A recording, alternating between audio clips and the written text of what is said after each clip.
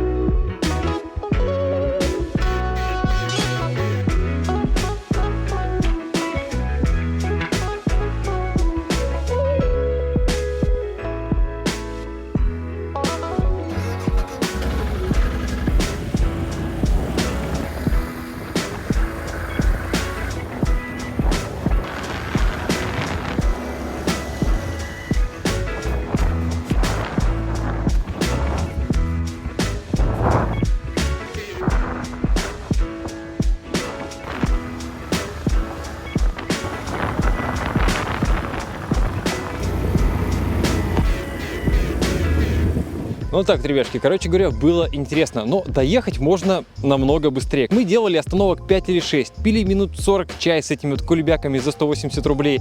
Если сесть в машину, сразу по газам, без прицепов, вот как у нас там были, и потом на квадроцикл, 2-3 часа, ну 3 часа, вот за это время вполне реально сюда доехать. Но торопиться однозначно не стоит, потому что вокруг очень красиво, и хочется остановиться, пофоткать, посмотреть, и однозначно стоит это делать. Кстати, вот то место, где мы, ну, вот эти кулебяки, все такое, называется Титовка. И зимой оттуда только на снегоходах. Мы садились на квадроциклы, а зимой только поездка на снегоходах. Машины там не пройдут. Есть еще один вариант добраться очень быстро. Вот там вот, нет, вот с той стороны, да, вот там вертолетная площадка. Ровно 40 минут. Прилетаете в Мурманск, сразу вертолет, 40 минут и на месте. Стоит очень дорого, зато очень быстро. И сегодня, как вы заметили, приличный ветер. Этот обзор мы снимаем в самом конце мая. Буквально вчера начался первый заезд летнего сезона. И через недельку-две здесь будет очень зелено, очень красиво. Но сегодня, как видите, тоже симпатично. Сейчас посмотрим, что к чему. Небольшая рекламная пауза и идем смотреть сферы, в которых живут гости. Ребятки, читаем интересные новости. В этом году 81% россиян проведут летний отпуск в пределах страны. А это значит что? Правильно, выезд на природу, речка, мангал и, конечно же, шашлычок. Но теперь самое интересное. Можно, да? Да, спасибо большое. Это шрирача с орлом, баночку которой вы просто обязаны взять в этом году на шашлыки. В основе этого соуса настоящий перец чили и чеснок. Но тайский соус, как думают многие, это не вот это вот.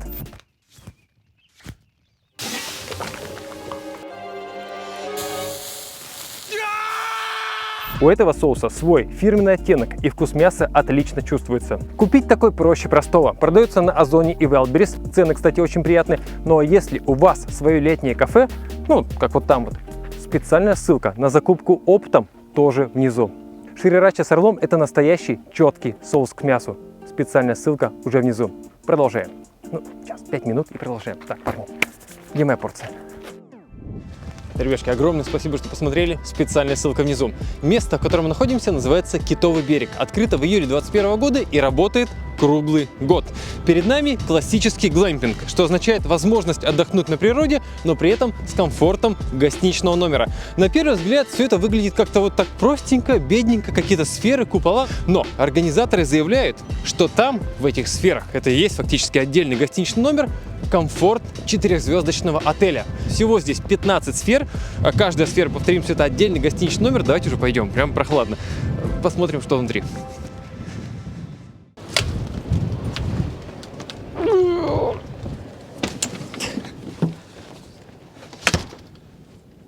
напоминает сцену, ту самую, из того самого фильма.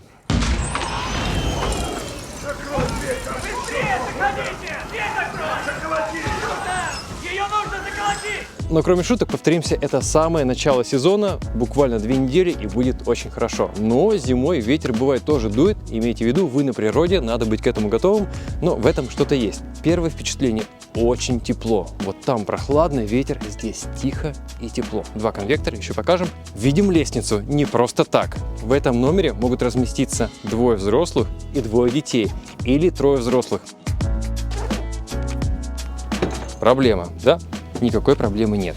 Берем вот так. Пожалуйста, доступ к шкафу. Карта местности, чайник, 3 чашки, сушилки для обуви. Это самая нужная вещь здесь, потому что главные активности проходят вот там вот. Это море, природа. Ну, вы видели, как мы ехали сюда. Сушилки для обуви – это штука полезная. Ого, да ну тут втроем можно спать. Нет, тут прям полно места. Площадь номера 27 квадратных метров, высота верхней точки около 4 метров. И вот вернемся еще сюда, кое-что вам покажу. Это одеяло-занавеска. Здесь на севере все максимально функционально и максимально продумано. Зимой холодно, и это практически единственное место в этой капсуле, в куполе, где есть щели. То есть дверь примыкает плотно, идеально практически. Но вот немножко дует, и зимой это имеет значение. Накидываем одеяло, то, что нужно. Теперь еще один вопрос. Свежий воздух. Есть ли он здесь, да? Потому что вот конвекторы, все это работает. Есть. Раз. Вот там еще одна такая штука. И 3-я штука. Там стоит фильтр, ну такой базовый, но тем не менее воздух-то чистый, тут особо фильтры не надо ставить.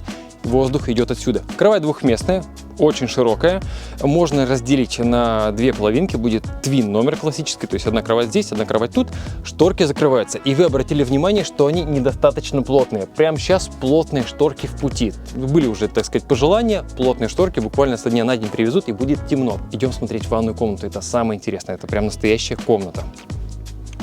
Можно попасть с 2 сторон. Оттуда, то есть как мы вот изначально шли, а можно обойти по кругу полностью. Если вы спустились по лестнице ночью, да, сверху, можно вот так вот обойти и попасть в ванную комнату. Я сначала думал, ну какая-то будет такая микродушевая кабинка, а мало того, что отличная сантехника, отличный напор воды, и прям горячая вода идет. Раковина снаружи, но она большая, зеркало, фен. Еще один конвектор, вот греет очень сильно, можно убавить немножко. Но самое интересное, коммуникации, интернет, вода, как все это устроено, как все это работает, и самое главное, чем здесь заняться, есть чем заняться. Так вот, чем заняться? Читаю. Квадроциклы и багги 12 штук, снегоходы 10 штук, экспедиционные джипы 15 штук, ничего себе, быстроходные катера 2 штуки, а также аутентичное рыболовецкое судно. Развлечения на суше – это туры на квадроциклах и багги, джип-туры, туры на снегоходах и трекинг, а развлечения на море – красота Баренцева, правда, но все равно море. Так вот, развлечения на море – это охота за китами, также рыбалка на Баренцевом море, а рыбы тут много и разные, а еще морская прогулка с дегустацией морских гадов. Если вы не любите особо там куда-то ездить, какие-то там вот в горы подниматься, это тоже можно сделать без проблем. Вот, пожалуйста, японские бочки фурака. О, смотри, уже залили воду. Кто-то попросил сегодня гости вот отдыхать. Вода 40 градусов. Нагревается за счет печки, которая находится рядом. И, конечно же, есть бани. И бани непростые.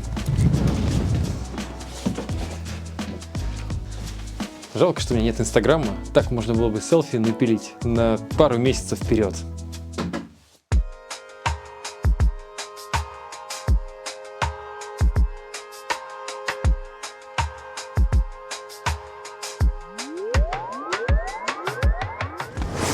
Как покатались? Шикарно? Да. Были там. Там? Вот вдоль моря, получается. На полуострове Средний. Так. Проехали по восточной части. Ну, то, что вот долго добираться сюда, как вам по ощущениям? Стоит того? Стоит, конечно. Не знаю, мне показалась дорога очень незаметная, потому что она очень интересная. Ага. Но еще плюс, что для меня на сегодня удивительно, это вот полярный день, и все время кажется, что час дня. Вот, да. Поэтому ты вроде едешь час дня, и даже не чувствуешь, что так долго дорога. То есть сколько у нас? Почти 8 часов получилось сюда ехать. Вот. А кажется, что днем выехал, днем доехал. А вы откуда? Из Москвы. А если не секрет, чем занимаетесь? Энергетика. Так. И часто по таким местам ездите? Первый раз. Но своих денег стоит, как считаете? Все-таки недешево. Мы считаем, да. Я думаю, это еще по-божески. Да? Нужно больше просить, да, потому что первый день, по сути дела, а все деньги уже отбились на мой. Отбились? Я думаю, да. Потому что и впечатления не купишь. Ага. Ну, в смысле, их можно купить, конечно, но оно того стоит тоже. Всем советую. Спасибо большое.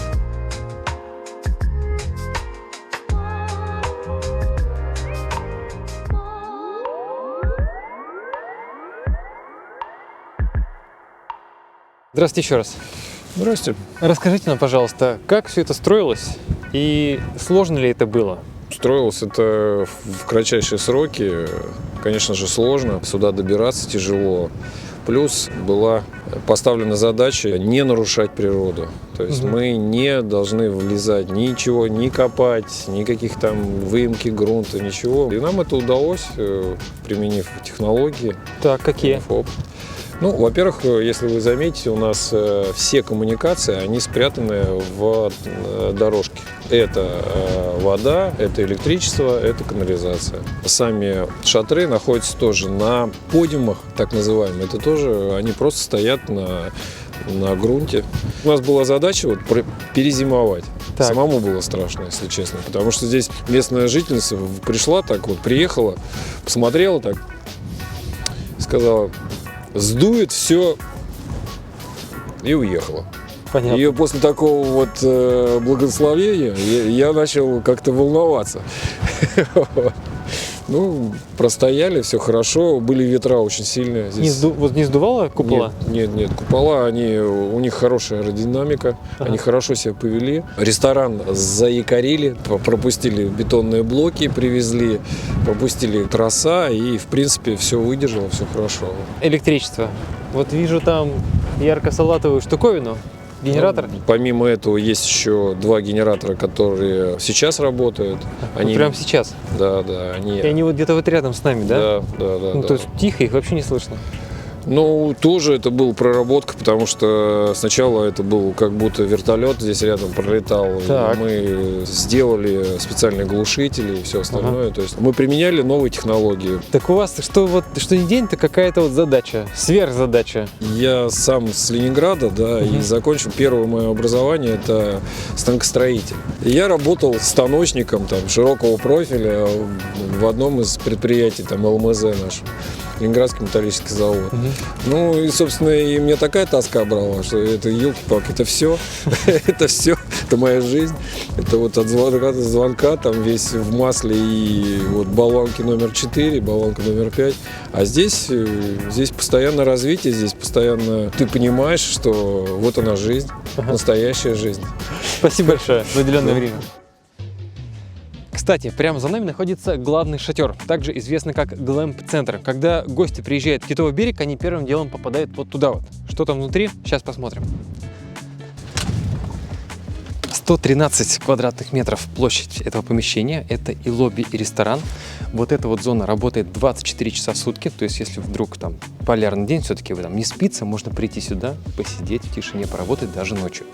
Фрукты, чай, кофе и морс, вода. Здесь всегда все стоит. Но завтраки, обеды и ужины. Бывает, приедешь в какое-нибудь далекое место, отдохнуть, погулять, а там на обед какие-то котлеты и пюре. Вот здесь готовят как надо. Северная кухня. Сейчас поговорим с шефом.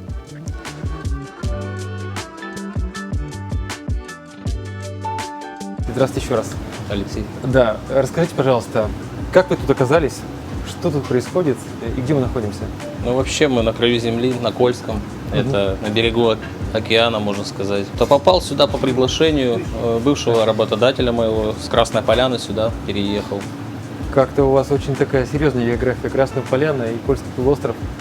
Ну, для повара это особенно важно. Разные уголки страны, разные продукты и разные вкусовые ощущения. Ритм, образ жизни, быт людей, как бы, это все связано с кухней. Поэтому, когда поступило такое предложение, даже особо не задумывался, поехал.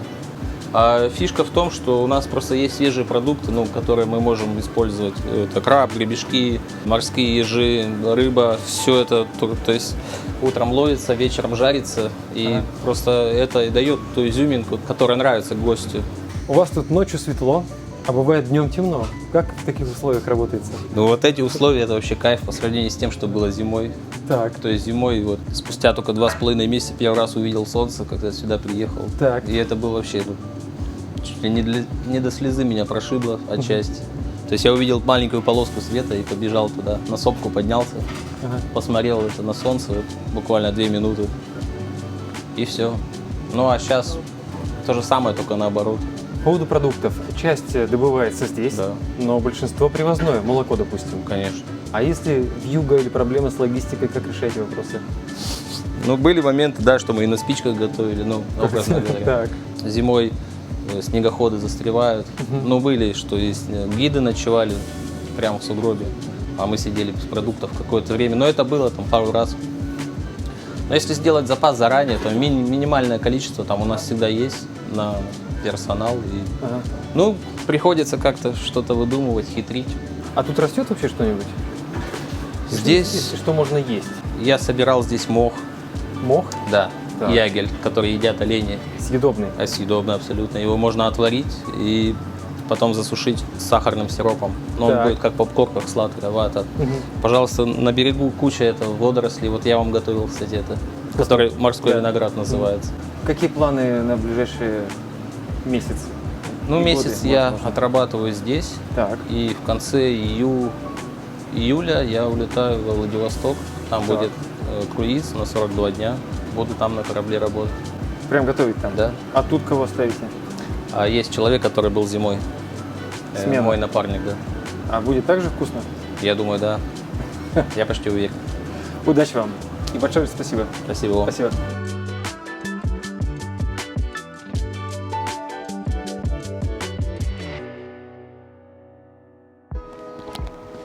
Ребятки, вот такое вот необычное место, очень интересные люди, а также очень-очень отдаленная местность, тем не менее, в которую хотя бы раз в жизни однозначно стоит приехать, чтобы посмотреть, какая вообще красота в мире бывает. Смотрите, собака идет по реке, водоед.